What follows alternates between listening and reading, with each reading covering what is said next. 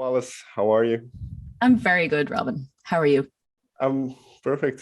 Thanks for asking. So before we jump into the album, we were just talking kind of about, uh, I would say keeping yourself busy the past 2 years. Now, creativity, how did that work for you? Was that difficult the past 2 years? Yeah. um, at the very start of the pandemic, this idea that the world was going to end was really forefront in my mind. I had um, myself and all of my musician friends and artist friends and job friends, every single person had their job security or life culture security taken away from them. And we were all in a similar position. And so in my heart, I just went, boo, what is the meaning of life? And for the first year, I did very, very little. I actually turned away from music. I think I just needed a break. Like a lot of people, I think we were tired of the way that we'd been living pre-pandemic. And now a lot of us see the difference the difference in our life and our working life that we want to have. So I took a huge break from music. I just listened to movies. That was the most amount of music I did. I listened to old teenage records that I loved. I went through all of those, and I listened to movies and listened to lectures, but I basically did no music for the first year. And my management saw that, and they said, okay, so I think what you should do is work with other people, so it gives you a completely other perspective. And then I jumped into a project with this whole new person, a whole new co-producer, and then my life completely changed. It's like, it's if you were a painter, it's like being handed completely other paints. Your world just develops and blossoms. But the first year, no, I did fucking nothing. I had nothing to do. I had nothing to give. Yeah. When you took stock of your career and what you've done so far, well, what were the things that you noticed? What were the things that kind of stuck? Oh, that's a nice question. It wasn't negative per se. The feeling wasn't negative. Okay. It was more, I've done so much that I was thinking maybe I should just do something completely different. And that's why I started to make furniture and paint. And I started thinking, well, if the world is going to change now, maybe music is not so useful anymore because it's not so physical. It's more ethereal and, it's up in the air. I know it's very healing. Music for me is a healing thing. I mean, the music that I love, that I listen to, I would die without it. So I understand that it is also important to make music. I know that, yeah, but it's up in the fucking air. It's like, but with furniture making, you could possibly learn to, connective skills. And that's where the hands idea for the album came in, because I thought, well, what can I do? What can I physically do that can help? So I started gathering these other skills aside from music, which would make me useful in this new world. And it was very helpful to think outside of the musical box. And what that gave to me then was I began to look at music in a fun way rather than a job way. I hate to even use the word job because it's really not a job, It's not. It's fun, and you travel and you make music. But after I decided, okay, maybe music is not the thing that's going to keep me afloat or alive or anything, that was when music began to be really fun and experimental. And that's where this album came from. It was a place of like, fuck it. Let's just have fun and not care what anybody thinks. And so we weren't under any pressure from how to sound or to accommodate any business, or it was just a fun experience with a new friend. Yeah. You mentioned this new palette then that you kind of had to paint with musically. What was it like then? Were you like a kid in a candy store trying out everything and anything, or how did those first couple of attempts go? Oh, it's a nice visual. Like you go in and you see a kid, and there was so much childlike. There was laughter that I hadn't done in such a long time, where you laugh at yourself because you're laughing so weirdly, or so deeply. And then, I mean, we were in the country, really deep in the country, and we would make in extremely stupid techno music just for the fun of it, and it was this environment of having the best of everything, the best of all the equipment in the world, and then using this tiny little cigar speaker and putting a fucking like €2,000 electric guitar through it, this tiny, and just having fucking stupid fun and saying, oh my God, that sound is so unusual, let's use it. And nostalgia was a really, like, we used a lot of nostalgic sounds. Like what song did you love in the 80s? Okay, let's fucking, all right, let's explore that sound. And so there was a lot of, this phrase, never give away your influences. I think it's like, no, just a nod to your influences is a very nice thing. Sure. But yeah, it was like you say, kid in a candy shop. We just had no time. There was no time limit, and we could just do what we want. Nobody was looking over our shoulders asking us for something, and we were like, let's try and get it done in 50 weeks, and we did. Okay. Yeah. And you mentioned listening to old records, kind of when you were a teenager, and now you mentioned kind of this nostalgic sound. What is it? Because I find myself listening to a lot of synthwave music these days. It's kind of this they call it retrofuturism or something. Oh, cool. This sound of the 80s, or perhaps just of anyone's childhood, no matter what the sounds were, what makes it so compelling? It feels safe. You feel very safe and comforted when you listen to something that touched you when you were 15, or, I mean, they say that the teenage years are the most influential on your musical loves and your musical background and your personality, actually.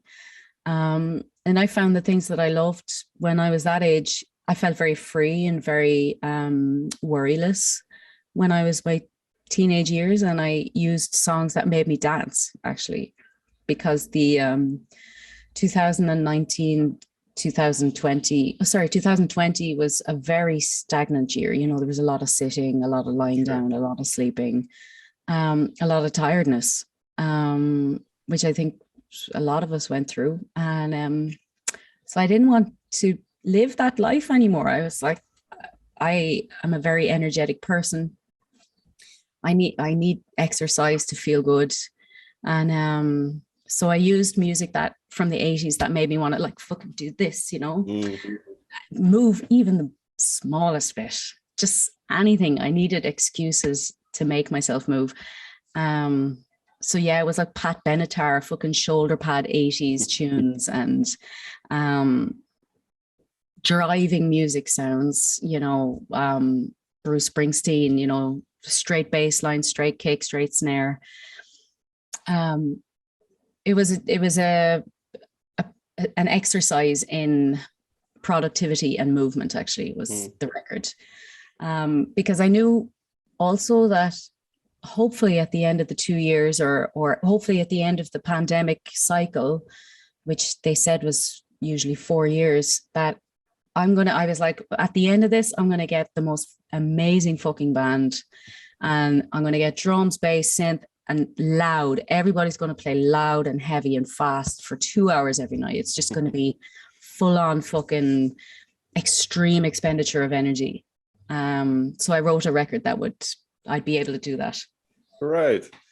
Now, the start of this, you mentioned trying to get fit, and then this fits well musically as well. Is I Lose Myself Completely, which does embody those nostalgic sounds, but also has that meaning for you where you kind of felt like you had to make a change for the better in terms of health.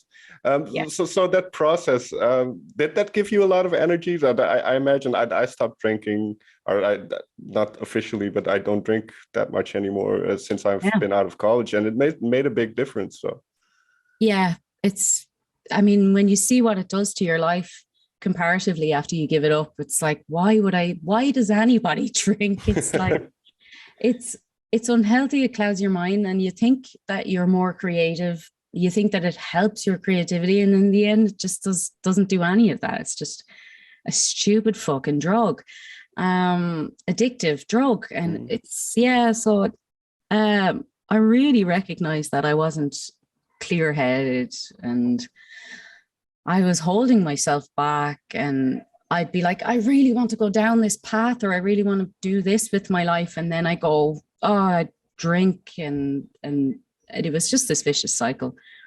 But what I have noticed from not drinking is when the week that I gave up, my life was like, I could breathe again. I was breathing deeply. My dreams came back. I was writing nonstop. And within the first month, I wrote 15 songs, and that's no joke. Sorry. Okay. No, sorry. I wrote 15 fucking songs the first month. It was as if my body was just like screaming at me to just give up the drink. Because I came from it was getting pretty serious. You know, I was drinking shots first thing in the morning just to get through the day, and it was all becoming a little bit too dangerous. And I was like, look, I practiced this a lot in my life. I want to be an energetic. I want to get my energy back, and I want to do these 2-hour shows every night. So, you know, I can't do that if I'm drinking. So there was a lot of future thinking. Thinking about my future went into giving up drink and getting into exercise and just generally thinking for my future, you know. Yeah. Those 15 songs, did any of them end up on the album? Yeah. 8 of them. Okay. Yeah. Okay. Yeah. There was two that weren't written. So Go was written on the previous record, but it really became the song that it is on this record. And the other song, I can't even remember what the other song was, to be honest with you. I'd have to look at my phone book or my list. There was 2 songs basically that were not written on the 50 weeks, but they were just fragments of it. But I'd like to think that the whole record was written in that first month, and then we just fixed it, fleshed everything and carved everything over the course of the following 50 weeks. But having the whole record at the very start, it's so fresh and raw. And there's that idea again, a kid in a candy shop. It was like, wow, this outpouring of new energy and new way of writing was like, yeah, I used the lyric, but it was honestly like a key in the door. Yeah, it was. I'd highly recommend somebody giving up drink or taking on exercise or doing something huge, making a huge decision just before they write a record. Okay. Certainly helped, definitely helped, yeah. And this goes into then, I suppose, what's wrong with changing. And obviously that's about more societal topics as well. But just the notion of change, I suppose, is a very interesting one, because on the one hand, you would say change is inevitable. Everything's changing all around us all the time. But then for some reason, as humans, cling to whatever we can at times. So for you, why is making a change or a big change like that, why is that so impactful for you? Change, like you say, it's there's nothing not changing. And that makes me very comfortable. And I know that makes a lot of people very uncomfortable, but for me, that's where I shine. I'm like, anything could happen. So let's just take what we have right now and make the best of it, actually. So that's why I love mistakes on stage, because sometimes they bring out a different chord that you would never have invented. Or you sing a bit differently, or somebody laughs at something, and then you take that punchline that they laughed at that you didn't recognize, and you bring that into something else in your stage show or your jokes between songs. There's always something to learn. So that I call them happy accidents. I think there's some kind of a plan written out, and I'm just kind of walking blindly, and this plan is written out for me, and I'm like, well, okay, whatever, bring it on. I can, and it makes life very easy to handle and cope with. And it keeps me in a positive outlook, because even in the most darkest hour, in the fucking most traumatic shit that can happen to you, like, I can still see some kind of a light out of it, or some comedy out of it at the very least. Yeah, sorry. This might be, maybe I'm wrong, but is this the way kind of Hands became a kind of the theme or the album title as well, where you kind of looked at something I would imagine is quite traumatic that happened when you were very young, but you can kind of find the other side of it? Yeah. That's very true, because I recognize that ever since my accident happened with my hand, I cut all my fingers off on my left hand, that I really find the attention that it gets is hilarious, because some people think, oh my God, you poor thing, and get really sad about it. And I laugh, because I think, why are you sad about it? I'm not in the slightest bit sad about it. And I find these reactions that people have to something that is not their problem, or their, not for them to worry about. Sure. I find that very funny. And obviously I got a lot of attention out of something so probably painful and shocking. So for me, pain and shock amounts to getting a love and attention and care. But these are little theories that I've tried to work out, is like, why do I like scars? Why do I like stories? And I'm not scared of trauma, and I'm not, all these little things. And I think it definitely amounts from that. And my early memories of what people thought of me, people would say, oh, it's very tragic that you'll never be able to play the guitar as well as you should be, or you'll never be able to play the piano as well as professionals. And I remember thinking, but my heart is in it. And I know that there's some players who are better than me, that their heart is not in it. And that was at a very, very, very young age. When I was 6 or 7, I always thought, no, I'm definitely going to be, I'm going to show them that I can do it just as well as anybody else. So that instilled an ego in me, some kind of a stubborn show-off ego in me. And that's led me to be constantly learning. I love learning. I want to be really good at production. I want to be really good at this, that, the other. I'm not competitive with others. I'm just competitive with myself. I like learning. That's it. Yeah. What is one thing then that you've learned from this album process productionally? What was one thing you thought, well, I'm going to place some emphasis on this, and I want to kind of hone in on this little skill? Or look, I'm going to be honest now. My whole career, I tried to push forward way too hard the idea that of what I'm good at, because I wanted to be critically well known for being good at this, and that's the ego bullshit again. And it led to me getting really angry when I wasn't recognized for stuff, or I was incorrectly judged about something, about my performance or my music or anything like that. And in this record, so I got really controlling on production and engineering and writing. Nobody is allowed to touch a chord. Nobody is allowed to touch a lyric. I play all the instruments on the record as much as I can, this kind of thing, and this record, I was like, I was a fucking passenger. It's my first time going into somebody's space and saying, here's my half-baked idea. And then they would take it, and for example, Philip Milner, the co-producer of the record, took it and he totally developed it himself. And I sat there, and I love Philip's music. I adore his sound. It really speaks to my soul. So I was sitting there going, this person who I love is just totally taking it, and they're drawing out ideas in me, but I've left it in the hands of others, basically. And that was a fucking huge thing that I learned, was to not always want to be the forefront of everything, and just to be a passenger and enjoy what other people bring to your world, to be able to step back and say, I've done the work and people know me and people know what I'm like, people know what I want, and they are doing the best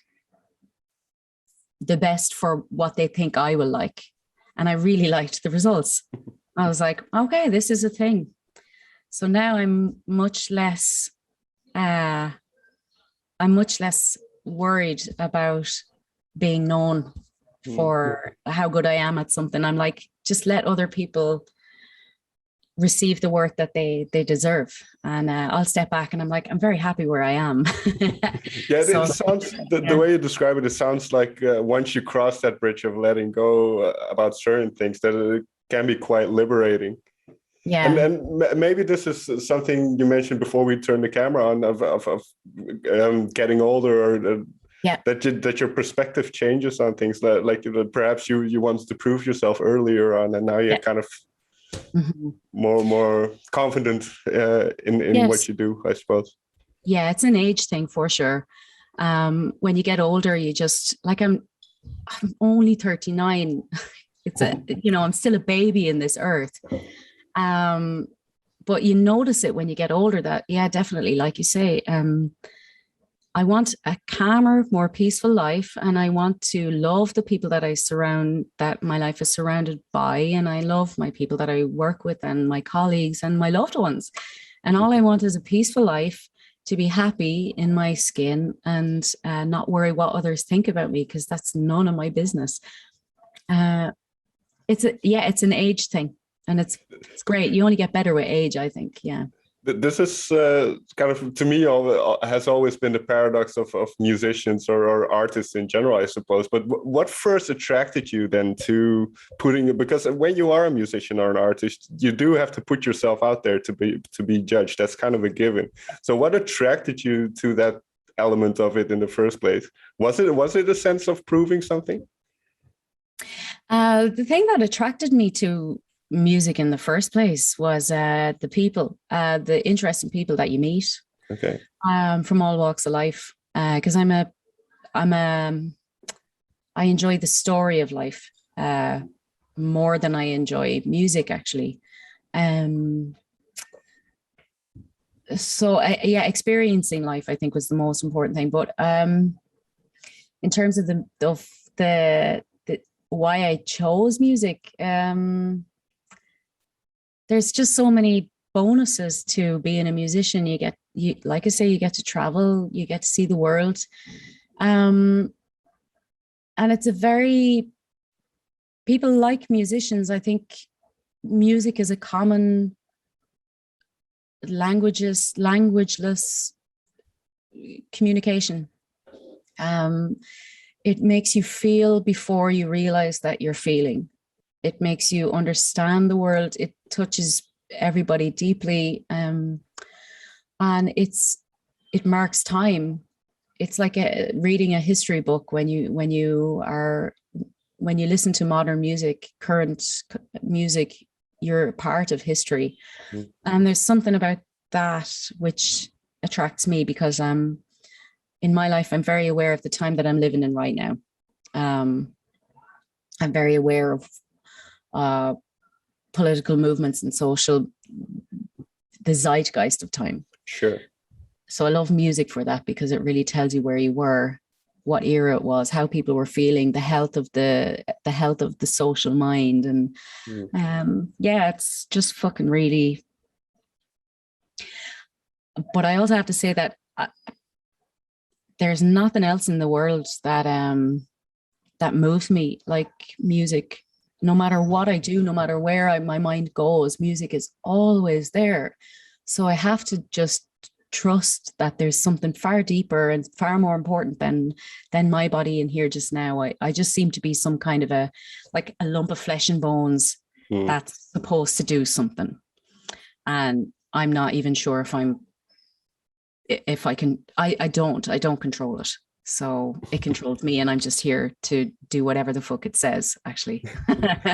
And the good thing then is that after 2 years of kind of having to be in well, I was going to say hiding, but that's not quite right. But to have that taken away, in a sense, to be now able to do so again. And you mentioned that you already had that thought of, once we are able, I want a full band and I want to just have that celebration and share that celebration with people. So thinking about the shows that perhaps you've already played this year, and then in the fall you're doing a big tour.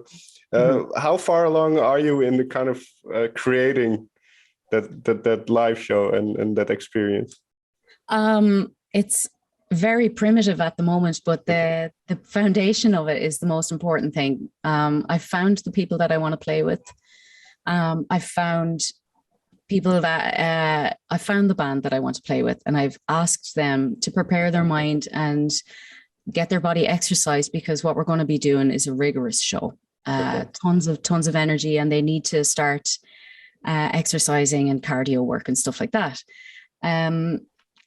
So it's really fun to be kind of just this little like magician going, okay, maybe do like 80 sit-ups a day, or do paradiddles for a half an hour, or can you get your hand doing this for 5 minutes? I mean, I need these things from you. And then after that is like, all you need is 3 days in the studio together to get the real groove together.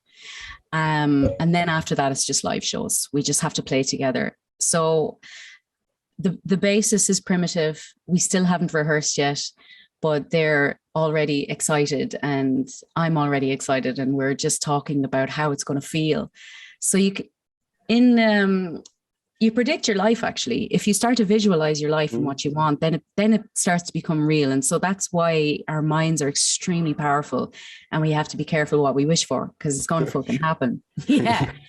So yeah, I mean, hopefully the tours go ahead.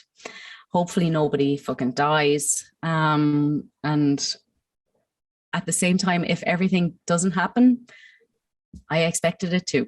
So everything's going to be okay. Yeah. So in those words, Wallis, thank you so much for taking the time. Thank you, Robin. That was a lovely interview. Thank you, darling. Thank you.